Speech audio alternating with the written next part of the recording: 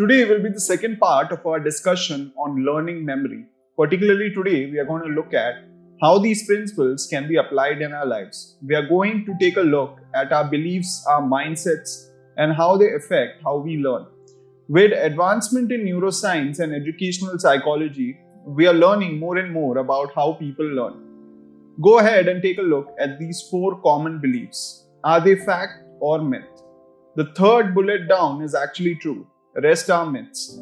Our brain do continue to develop and grow into adulthood. Our brain is not as simple as we used to assume. It changes throughout our lives. The biggest change is being between the birth and about 25-26 years. So in direct contrast to what we used to believe that we are born with all neurons in our brains that we would have for a lifetime, our brain actually develops and changes greatly throughout our lives. Why does it matter whether we know these factors? As you see shortly, our beliefs have a lot to do with how we learn. These two statements represent two different beliefs. Take a minute to pause the video and see which one you agree with more. We know that the statement on the right says that intelligence is changeable or malleable. Is it a true statement of the two?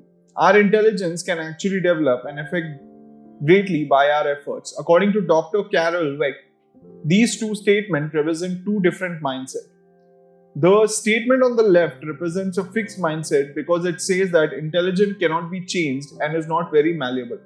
The statement on the right says that intelligence can actually be changed and it is called a growth mindset. A person who has a fixed mindset is going to behave very differently from someone who has a growth mindset. Next, we'll take a look at how two different mindsets motivate people to behave in very different ways, especially when it comes to learning. This graphic is much more detailed description of growth versus fixed mindset. Again, the fixed mindset is one on the left and the growth mindset is one on the right. Let's take a closer look at the fixed mindset first. You can see here when a person has a fixed mindset that they believe that intelligence is fixed or static. It really leads to desire to look more smart, prove that others that they have got it, because ultimately when we have a fixed mindset, we believe that either we have got it or we don't. We are born with it or we don't have it, because motivation here is to prove to everyone else that we are born with whatever it is that we have got, and they are fast enough that we are smart enough. They are agile enough, capable enough, or creative enough. They avoid challenges because any failure is going to be an evidence that they may not have much smarts at all, or as much as intelligence, or be as fast or as creative as they want others to believe that they are. Those are fixed mindset. Also believe that if someone is really difficult, it probably means that it's too hard for them and they all give up very easily. They don't persist through obstacles because ultimately their effort is seen as fruitless. If you either got it or you don't, then you shouldn't have to put hard work into anything. If you have to work hard, then you must mean that you're not smart enough, because these beliefs, someone with a fixed mindset is not going to take negative feedback in any type of criticism very well. They see these as insult, as someone pointing out their shortcomings, or how according to their own beliefs, their shortcomings are not able to see what they set out. Ultimately, anyone who is successful is threatening to someone with a fixed mindset. They see other people's success as evidence, as that person is smarter, faster, more intelligent, more creative, more capable than they are themselves. It's a competition. If we are born what we are born with, and I want to prove that I was born with more than you, I want to prove that I'm smarter, I'm faster, I'm more capable. As a result of these beliefs and this behavior, those with a fixed mindset tend to plateau very early and not achieve their full potential. They are very deterministic view of the world. They are not a lot of control over their intelligence because they believe it is not changeable. On the other hand, a person with a growth mindset isn't out to prove the other and they are smarter or faster. The focus here is not on proving to anyone at all. The focus here is actually learning. Because of this, a person with a growth mindset embraces challenges. They know that something that is more challenging for them is going to help them grow. and develop is going to help them become more creative, more intelligent, more capable than they previously were. Because of this, a person with a growth mindset persists in the face of setbacks. They know that the obstacles are something they have to overcome, and they believe that with enough effort, attention to this obstacle, it will help them to grow and develop and change their intelligence for the better. Because of these beliefs, a person with a growth mindset is actually very willing to take negative feedback or any criticism as long as it is constructive. Of course, because they see it this as a way to improve, they see negative feedback as they get a way to know that they have a targeted effort and should be. In addition to this, they also find aspiration in the success of others because they believe that if the other person can do well, so can they. So the effort impacts how intelligent we are. As a result of the beliefs and behavior, those with a growth mindset tend to reach even further in terms of achievement. They never point where a person with a growth mindset says, I'm done, I've made it, I've hit my peak. And someone with a growth mindset, there is no peak. There's always a way to improve. Focus not on proving it to others how intelligent they are, but on mastery of whatever skill or concept or learning that a person is trying to master. As soon as we compare the two, it's very important to realize a couple of things. Number one, a key difference between a fixed and a growth mindset is that perceptive on effort. Those with a fixed mindset see effort as being very fruitless as opposed to someone with a growth mindset who knows there is no result without effort. Number two, someone with a fixed mindset is very motivated to prove to others that they are more capable, more intelligent than everyone else, as opposed to people with a growth mindset. Their focus is not on to prove anything to others at all. They are focused on their own mastery, on their own learning, improving what they set out to learn. Lastly, it is very important to understand that even though we know that our intelligence as human is changeable, as we can get results with effort, it is not only important to know it, we actually have to believe it to have any impact on how that is we develop as learners.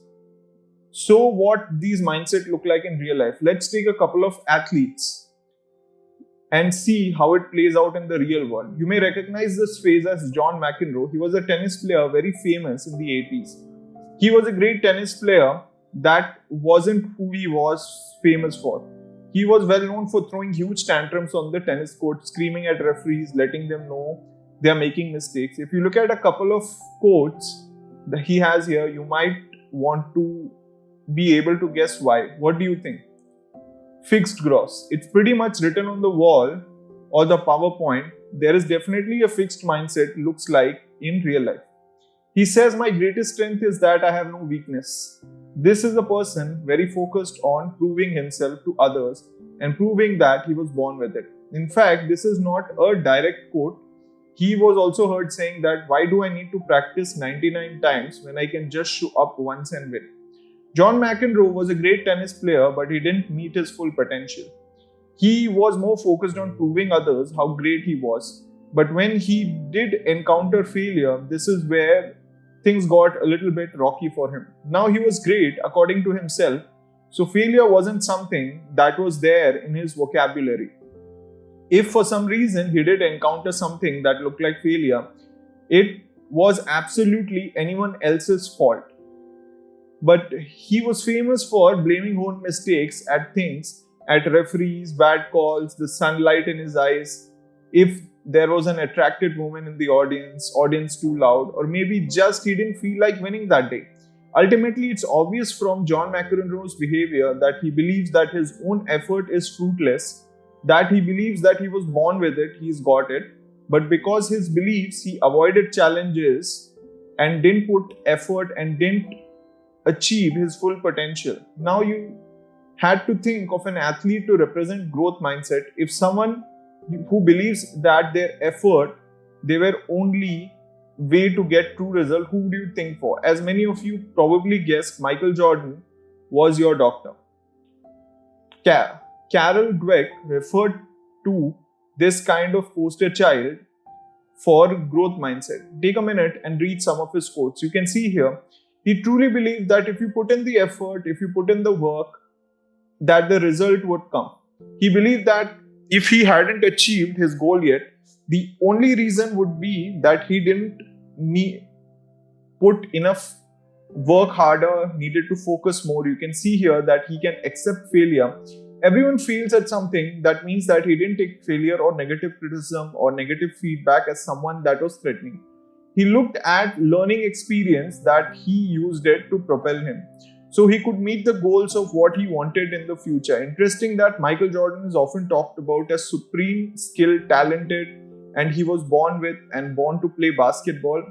But in interviews, he's often revealed that he was cut out of his high school basketball team. He lost championships in college, and you can see in his quote that he missed shots. He lost hundreds of games. His record isn't perfect, as a lot of times he's talked about being Michael Jordan's eyes. He never reached perfection. He never reached a point where he didn't have to improve. That is what made him such a great athlete. When everyone else could imagine he could improve his skills, he knew that he had a goal he was working towards. He was focused on mastery, and when he reached his goal, he raised the bar on himself and continued to grow and develop as an athlete. For Michael Jordan, no effort equals no result. Michael Jordan's continued improvement throughout his career is evidence of his belief that improvement was the focus for him. Michael Jordan was quoted as saying that he had three secrets to his talent on the court: practice, practice, and practice.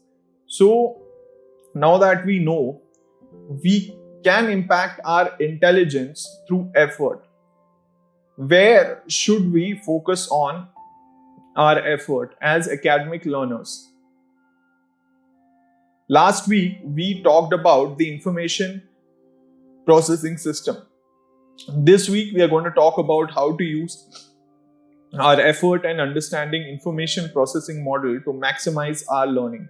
We call the components of the three components being short-term sensory, store, working memory, and long-term memory. Also recall that in order to actually learn information to get to our long-term memory, but how does it get there? We have to pay attention to information in order to bring it out to our working memory.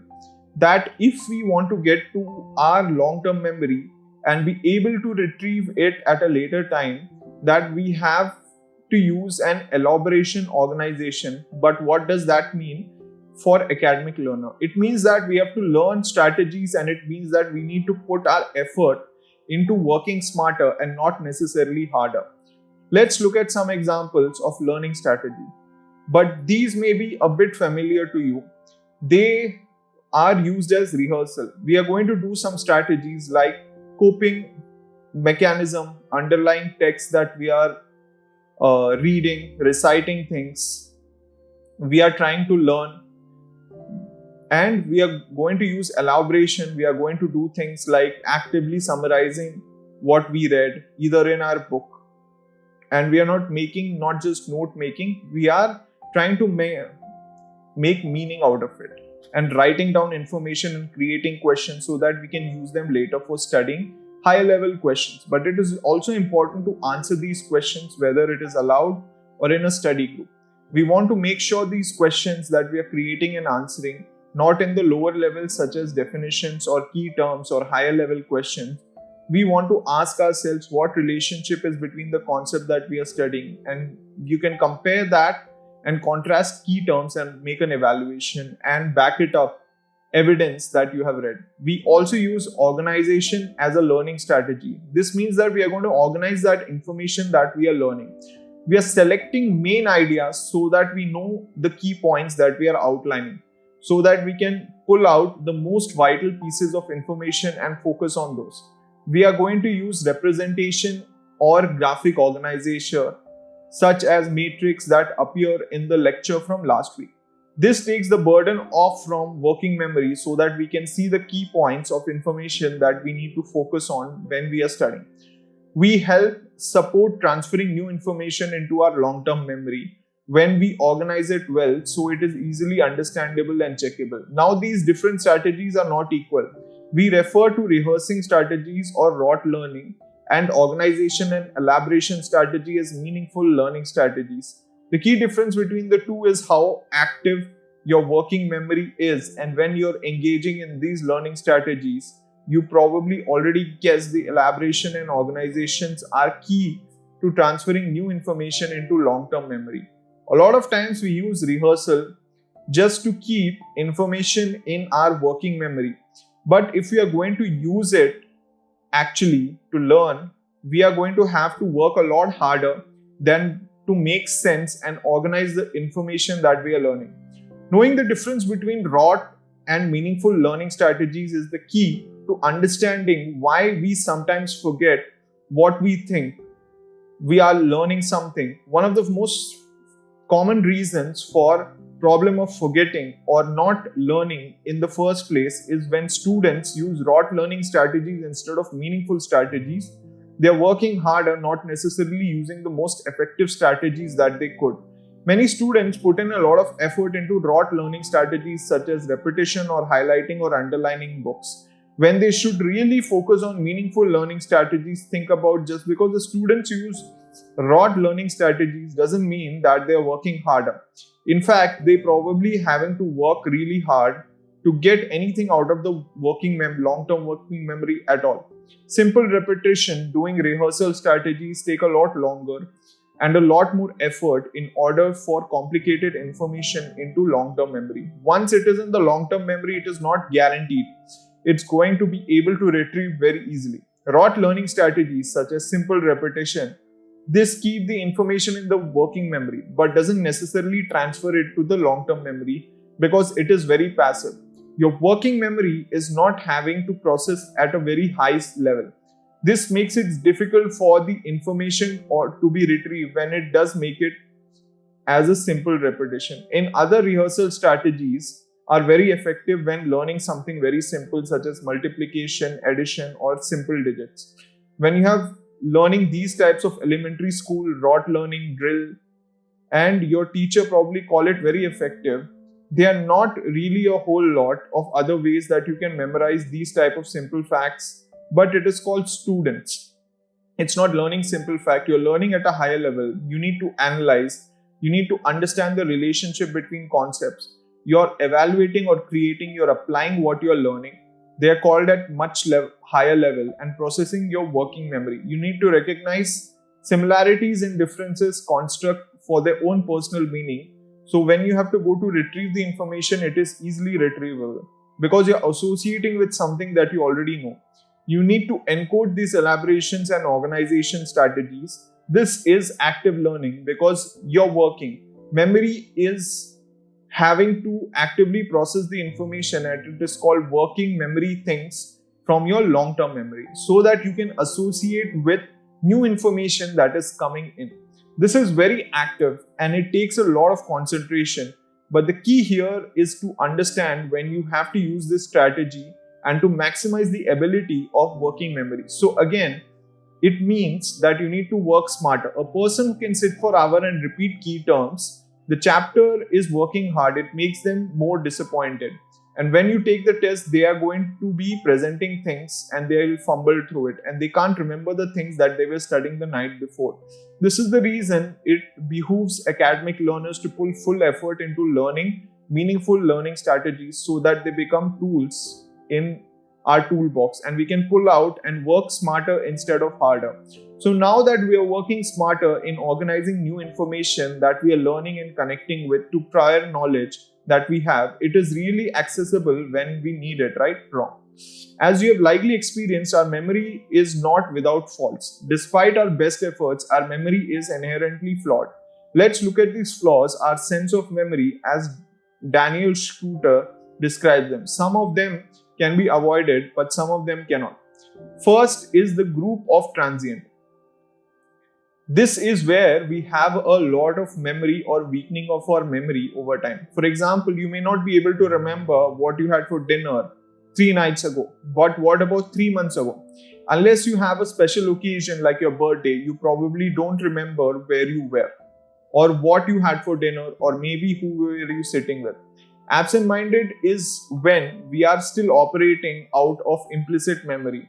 We are not paying full attention to what we are doing. For example, maybe you were running back to your dorm. to jump onto your computer and send out an email that was urgent. So you flew out of the door and set out and ran in front of your computer and turned on your email. You were going back and meeting some friends, but before you walked out of the door, you grabbed your keys. Unfortunately, you don't remember where you put your keys, and somewhere in your room, you opened the door and you weren't paying attention when you were putting them down, but you were focused on getting that email out. Third sign of memory is blocking. When you know this piece of information is in your long-term memory, you're trying to retrieve the past where you have originally learned it, but for some reason you're not able to remember. For example, maybe you see a friend you hadn't seen in a few years, and this friend went to school with for 4 years, and 3 years later, for some reason, their name is on your tip of your tongue, but you don't remember what it is. This is known as blocking. It usually happens as you walk away from the friend feeling embarrassed because you weren't able to call them by the name, and 10 minutes later, boom, there is their name. As soon as it comes out of mind, you have blurted out, regardless of the person no longer standing in front of you. The fourth set of memory is misattribution. This is where you have a memory, but you attribute it to the wrong source. For example, you may have thought you read a story on BuzzFeed, but in fact, one of your friends told you the story. Suggestively, this is where memory can implants as a result of leading questions or comments or maybe suggestions. When a person is trying to recall past events, for example, if a lawyer is asking a witness a question about a car accident and said something like, "How fast was the car going when it smashed onto you?" The word smashed is going to suggest that the car is going much faster than they have. In fact, going, or it's put an image into the heads of the jurors or witness that they're going to say the car was going very quick. This might actually change the memory of the witness who was in the car that was hit. Now, the witness may say that the car was traveling at a very high speed, or may not necessarily be, because the person or the witness was lying, or because the suggestion in the words that they smashed the car the lawyer used actually changed the memory that the person had, called persistence. This is what is called our long-term memory in our working memory without us wanting to remember it. A lot of times this happens when people have post-traumatic stress disorder. Think about it as a soldier in a war. The traumatic memories that they have from being over at the war continue to fill their working memory. They are persisting in their working memory even though the veterans, the soldiers, are not trying to remember them. The last bit of memory is bias. This is where our current views of influence how we see the past. We edit or rewrite our experiences. For example, we got into an argument with one of our friends and we may have a negative feeling entirely of our relationship. Now we look at these 7 sins of memory. We can actually break them into 2 separate groups. First 3 are transient: absent-mindedness, blocking, and also known as sin of omission. The last 4 are sin of commission, the sin with the sin of omission that fail to break. We are lost it over time. We weren't paying attention when it happened, and we are not able to retrieve it immediately from our long-term memory. So the fact is admitted with the second group of sin of commission. The memory is there, the information is there, but somehow it has been changed. The source is misattributed. They have been changed because of suggestibility. It's coming into our working memory without us trying to remember it, or it is shaped by our current feelings or views. Which of the 2 groups do you think it affects most as academic learners? If you guessed it, sin of omission. You're absolutely right. Finally, here are some questions to help you reflect on your lecture. Do you believe the impact of our intelligence? How does this belief affect how much effort you exert? Do your actions say your effort is fruitful? Do you mainly engage with rote or meaningful learning strategies? How can you work smarter so transience plays less of a role in your ability to retrieve?